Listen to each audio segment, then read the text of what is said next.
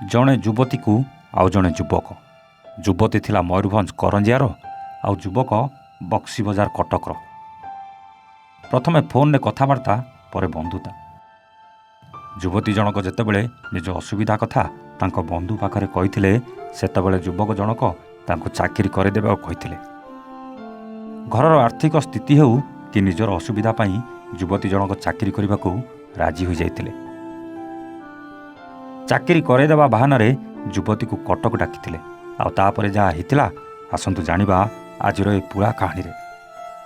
Hello, ହାଏ, ନମସ୍କାର। Story with ପ୍ରତାପର ଆଉ ଏକ ନୂଆ କାହାଣୀକୁ ଆପଣଙ୍କୁ ସ୍ୱାଗତ।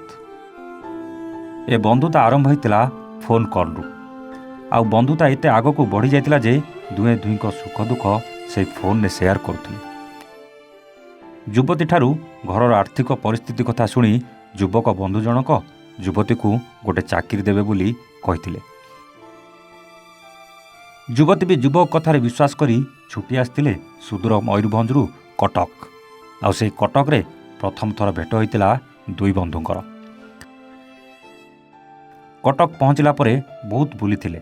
ବାଲିଯାତ୍ରା ଯାଇ ଠୁଙ୍କାପୁରୀ, ଗୁପଚୁପ୍ ଆଉ ଚାଟ୍ ଖାଇବା ସହିତ ନାଚ ଗୀତର ମଜା ମଧ୍ୟ ନେଇଥିଲେ।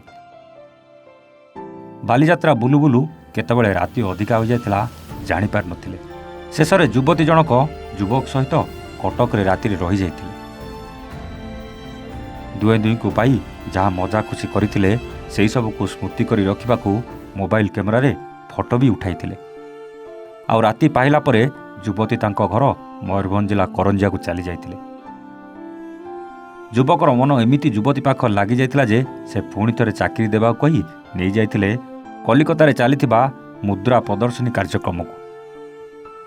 ସେଠାରେ କାର୍ଯ୍ୟକ୍ରମରେ ସାମିଲ ହେବା ସହିତ ସାଙ୍ଗରେ ରହି ଅନେକ ମଜାମସ୍ତି କରିଥିଲେ, କିନ୍ତୁ ଚାକିରି ହୋଇପାରିନଥିଲା।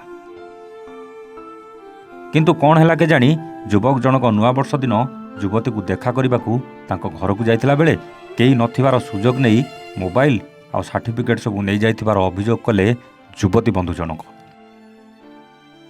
କିଛି ଦିନ ପରେ ଯୁବତୀ ଜଣକ ଯୁବକକୁ ଦେଖା କରିବାକୁ ଡାକି ଘର ଲୋକ ଓ ଗ୍ରାମବାସୀଙ୍କ ସହାୟତାରେ ଖୁଣ୍ଟରେ ବାନ୍ଧି ଦେଇଥିଲେ।